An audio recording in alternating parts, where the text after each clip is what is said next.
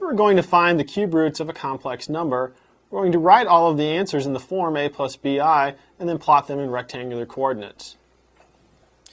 We're given this complex number, negative 8 plus 8 times the square root of 3i. I'm just going to rewrite that here.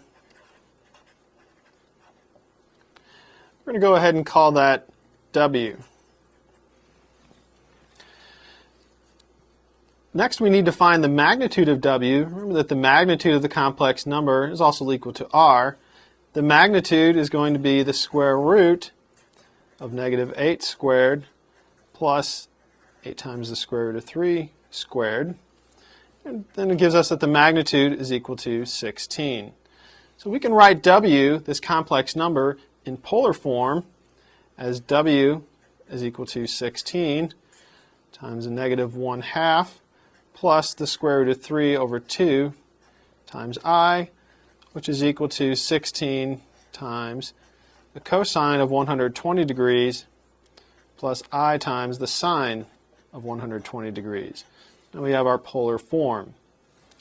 Using de Moivre's theorem, the three distinct third roots of w are going to be given by z sub k equals the cube root of 16 times cosine of 120 degrees over 3 plus 360 degrees times k divided by 3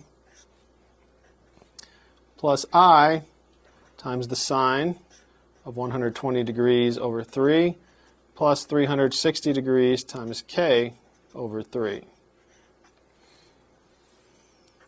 This will simplify to 2 times the cube root of 2. Make that 2 a little bigger here. 2 times the cube root of 2 times the cosine of 40 degrees plus 120 degrees times k plus I times the sine of 40 degrees plus 120 degrees times k. Here we're going to let k equal 0, 1, and 2 to get our three cube roots. If we do that, we'll get that z sub 0 is equal to 2 times the cube root of 2 times the cosine of 40 degrees plus I times the sine of 40 degrees. Z sub 1 is equal to 2 times the cube root of 2 times the cosine of 160 degrees plus I times the sine of 160 degrees. And z sub 2 is equal to 2 times the cube root of 2 times the cosine of 280 degrees plus I times the sine of 280 degrees. And if you notice that each of these three roots has the same magnitude, 2 times the cube root of 2. That means the points corresponding to each of these cube roots are going to lie the same distance from the origin. That is, the 3 points lie on a circle with the center at the origin and a radius of 2 times the cube root of 2.